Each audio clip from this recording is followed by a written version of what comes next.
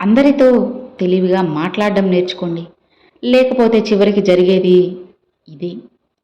పలకరింపు లేకపోతే ఎంత గొప్ప బంధమైనా మరుగున పడిపోతుంది.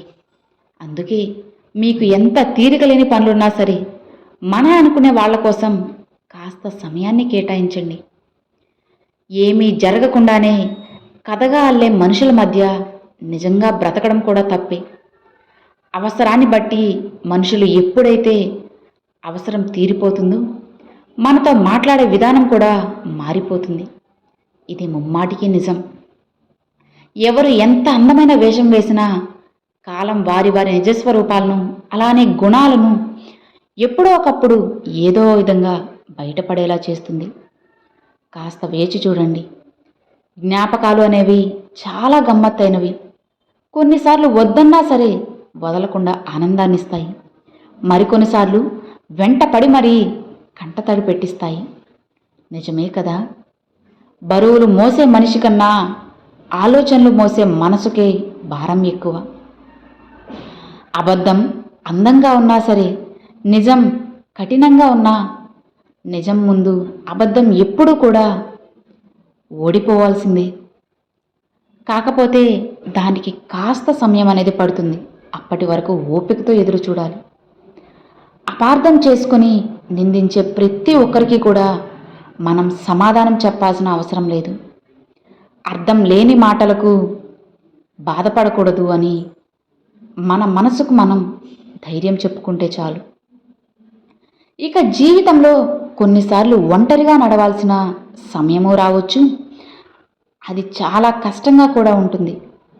నాకు ఎవ్వరూ లేరు అనే బాధను భరించడం చాలా కష్టం. కానీ మనకు ఆ ఒంటరితనంలోనే తెలుస్తుంది డబ్బంటే ఏంటి, చదువంటే ఏంటి, మనుషులంటే ఏంటి, అసలు కష్టం అంటే ఏంటి, అలానే జీవితం అంటే ఏంటి, అసలు సమయం అంటే ఏంటి అని. వీటి విలువ తెలిసేది మనం ఒంటరిగా ఉన్నప్పుడే. ఈ విలువలన్నింటినీ ఆ ఒంటరితనమే మనకు నేర్పిస్తుంది. ఏది జరిగినా కూడా మన మంచికే అనుకొని ధైర్యంగా ఉండండి. ప్రతి మనిషికి కూడా రోజుకి ఒక్కసారైనా ఇలా తప్పకుండా అనిపిస్తుంది, ఏంటి ఈ జీవితం అని. ఇలా అనుకున్నంత మాత్రాన మారదని మీకు తెలుసు. కానీ అనుకోకపోతే లోపల ఏదో మోయలేనంత భారంగా ఉంటుంది. నిజమే కదా? మనం కోపంలో అన్న ఒక్క మాటను గుర్తుపెట్టుకున్న మనుషులు ప్రేమతో అన్న 100 మాటల్ని ఎలా మర్చిపోతారు? ఎంత విచిత్రమో కదా. ఈ సమాజం అంతా ఇంతే. ప్రాణం ఉన్నంతకాలం చస్తా చస్తా అనడం మానుకో. బ్రతకడం నేర్చుకో. ఎలా బ్రతకాలో నువ్వు తెలుసుకో. మనం ఆనందంగా ఉండాలి అంటే బాగా డబ్బులైనా సంపాదించాలి, లేదా మనిషి ఆనందానికి అలానే డబ్బుకు అసలు సంబంధం లేదనే జ్ఞానాన్నైనా మనం సంపాదించాలి. అర్థమైంది కదా? అసలు ఇప్పుడు ప్రపంచం ఎలా ఉందో తెలుసా? డబ్బులో ఏ సంతోషం లేదు అని అందరికీ తెలుసు. కానీ సంతోషాన్నిచ్చే ప్రతి దాని వెనకాల డబ్బే ఉంది అన్న భ్రమలో మునిగి తేలుతున్నారు. మీకు చెప్పేవారు చేరదీస్తారా? అనేవాళ్ళు ఆదుకుంటారా? ఇక వినేవాళ్ళు విలువనిస్తారా? లేదు కదా. ఎవ్వరూ ఎవ్వరికి ఏమీ చేయరు, చేసినట్లు నటిస్తారంతే. గమనించండి. ఎప్పటికైనా మీకు మీరే అని తెలుసుకోండి. మనం రాసే అక్షరాలు తప్పైతే వాటిని సరిదిద్దడం సులభమే. కానీ మనం నడిచే మార్గమే తప్పైతే తిరిగి సరిదిద్దడం అంత సులభం కాదు. జీవితంలో అప్పు అలానే ప్రేమ ఎంత ఎక్కువగా ఉంటే అంతే ఎక్కువగా బాధపడాల్సి వస్తుందని తెలుసుకో. స్వార్థపరులు తమ స్వార్థం కోసం ఎవరి జీవితాన్నైనా సరే బలి చేస్తారు. వారికి విలువలు, ఇంకా బంధాలు, ప్రేమలు, ఆప్యాయతలు ఏవీ ఉండవని గుర్తుంచుకో. వారికి కనికరం అనే మాటకి అర్థమే తెలిసి ఉండదు. జాగ్రత్తగా ఉండండి. ఎవరూ కూడా ఎవరు నీ రాత రాసేది, ఎవరు నీ దారిని మార్చేది? కలలు నీవి, కష్టం నీది. ఆశలు నీవి, అలానే శ్వాస కూడా నీది. తలచేది నువ్వే, అలానే తలపడేది కూడా నువ్వే. ప్రయత్నం నీది, విజయం నీది, అలానే జీవితం కూడా నీది.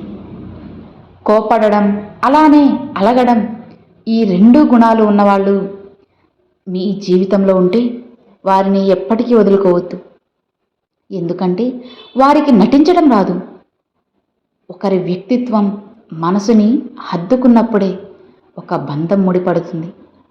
లేదు అంటే అది పరిచయంగానే అలానే మిగిలిపోతుంది. 25 వయసు వరకు పలకరించిన సమాజం ఆ తరువాత ప్రశ్నించడం మొదలు పెడుతుంది. సమాధానంగా నిలుస్తారో ప్రశ్నగానే మిగిలిపోతారో నిర్ణయం మీ చేతుల్లోనే ఉంది.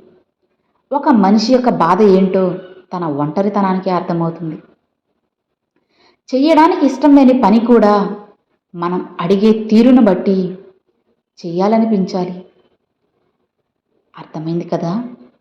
మాటలనేవి మనసును హత్తుకునేలా ఉండాలి, గుండెను పిండేసేలా బాధించేలా కాదు. ఈ ప్రపంచంలో మోయలేనంత డబ్బుని సంపాదించే వాళ్ళు పెరిగిపోతున్నారు. మోయవలసిన నలుగురిని సంపాదించేవారు తగ్గిపోతున్నారు. నీకు బ్రతకడానికి ఏమీ లేకపోతే సింహంలా ఒక్కడివే వేటాడుతూ ఒక చెట్టు కింద అయినా సరే బ్రతుకు. కానీ ఒక వ్యక్తి కింద మాత్రం బానిసలా ఎప్పుడూ బ్రతకకు. కొందరిని నిందించడంలో ఉన్న శ్రద్ధ అర్థం చేసుకోవడంలో ఉండదు. అలాంటి వారికి దూరంగా ఉండండి, మనశ్శాంతిగా ఉంటారు. అవసరాలు అడిగేలా చేస్తాయి, అత్యవసరాలు అడుక్కునేలా చేస్తాయి. సొమ్ములతోనూ సమయంతోనూ అప్రమత్తంగా మనం ఉన్నప్పుడే అవసరాలనేవి పలకరించినట్లు ఉంటాయి. లేదంటే అత్యవసరాలే పరిగెత్తిస్తాయి. నువ్వు నమ్మినా నమ్మకపోయినా సరే నీ చుట్టూ ఉన్న ప్రతి మనిషి జీవితంలో నువ్వు ఎప్పటికీ కూడా ఒక అవసరానివి మాత్రమే.